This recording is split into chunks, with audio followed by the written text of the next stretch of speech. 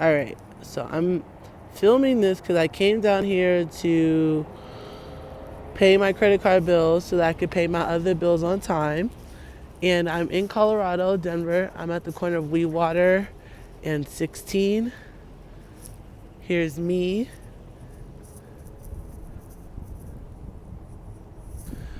Um, so this is Capital One, clearly closed, which is weird because it's supposed to be a bank, but because they turned it into a cafe, and that's a social thing, I guess, and that's not essential.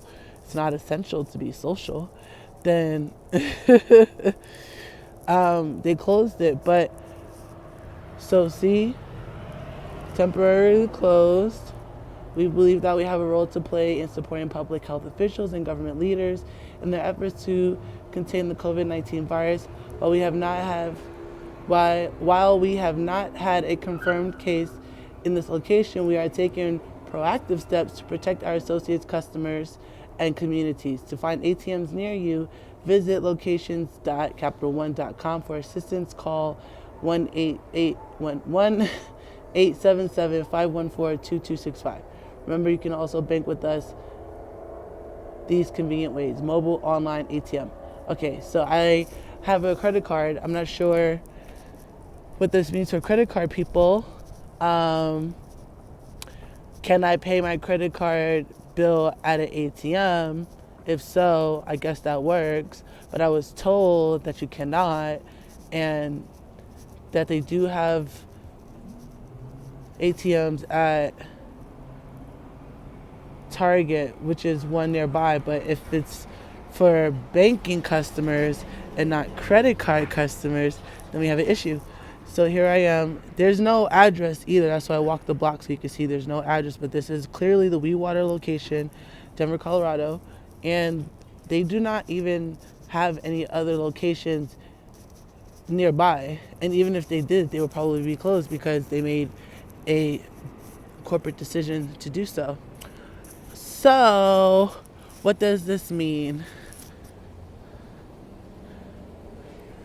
This means that my phone bill might be paid late. My storage bill might be paid late. If my storage bill might be paid late, then all of my stuff that I have will be tossed away.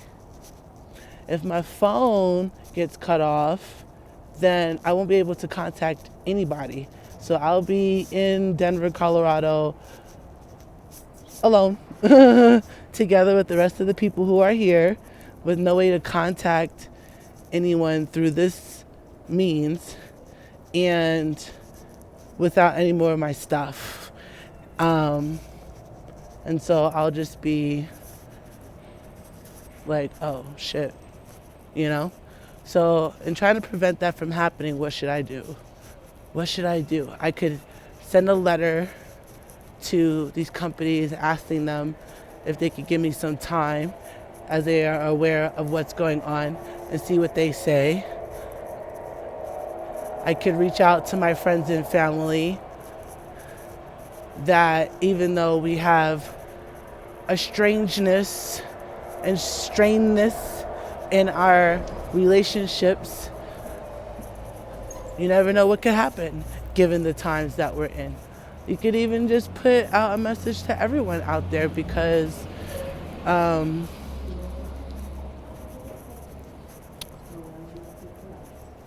there's a lot of people in the whole world. So I could do that too. And I could pray to God, talk to the universe. I could ask that people come together and act with a lot more love and kindness and joy and peace and compassion and empathy in their heart space. And I could wish that companies would just give people some sort of relief, you know? Like release them from having to pay all of these bills. Because realistically, like, The earth is free. You are not paying anything to be on the earth, yet you're charging us. We're using our life to build these things when it's the earth who is taking care of us. And so these structures do not need to exist. And that is going to be the challenge that people are going to have to deal with going forward. And that's when shit's gonna get real rough, because they spent their whole life literally building these things and sacrificing so much to build these things, only to then what? Tear it all down. So it can happen in a myriad of ways. You could understand that that's really what's going on, and you can start pulling apart these things piece by piece, or you could demo it or whatever, but it's not going to be here. It's not going to be here because of this moment. The more and more people who don't even have the energy, financial resources to participate in this exchange, this is why it's going to collapse, you know? Capitalism is going to collapse. Like, the way we do business is going to collapse. But we're going to be on an energy exchange from now on. So what energy are you exchanging? And you're going to have to figure out what that is. Is it like loving, positive energy, something that people are going to be wanting, and it's going to be in high demand, and it's going to be hard to find? And people are going to now start to realize how like assholey folks really are, and how deep it is, and how much strength it takes for those who are not that way to be the way they are.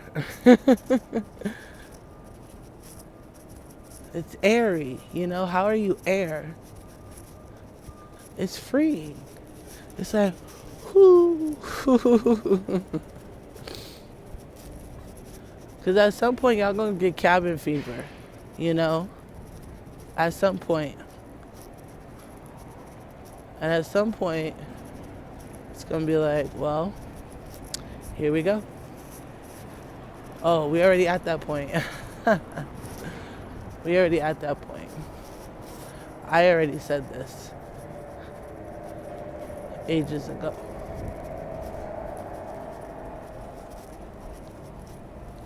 Certain things are still going to come into place, though, in order for other things to happen. So it's not going to be right away.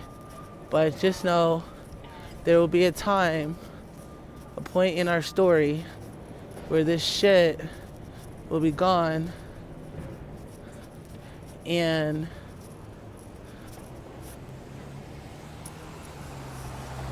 we're gonna be chilling. We're gonna be chilling. Begging for stuff is, what are you begging for? You know? Just do your part. You're supposed to sing. You're supposed to dance. You're supposed to write a story. You're supposed to get your word out there. Like, that's all that it is. Do your part and chill out.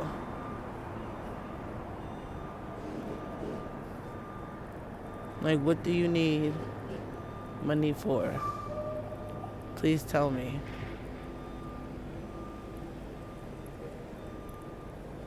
Look around you and see where your opportunities are.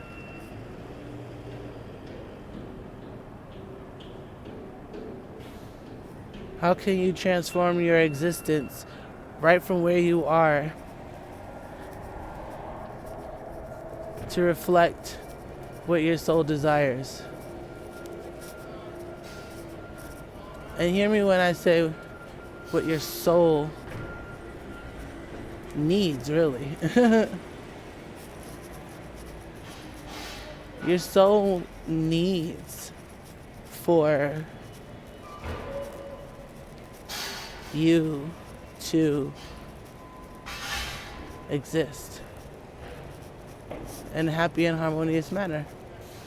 You need to be, so you must consume things that have come from a happy and harmonious space. Without that, you're literally just a ball of negative energy, being negative, or guilt or worry.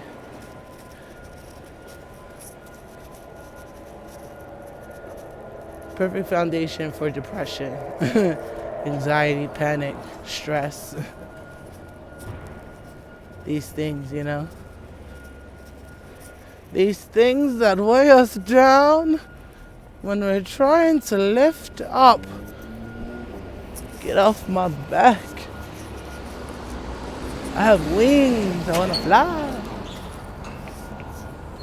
Mwah. Gotta go.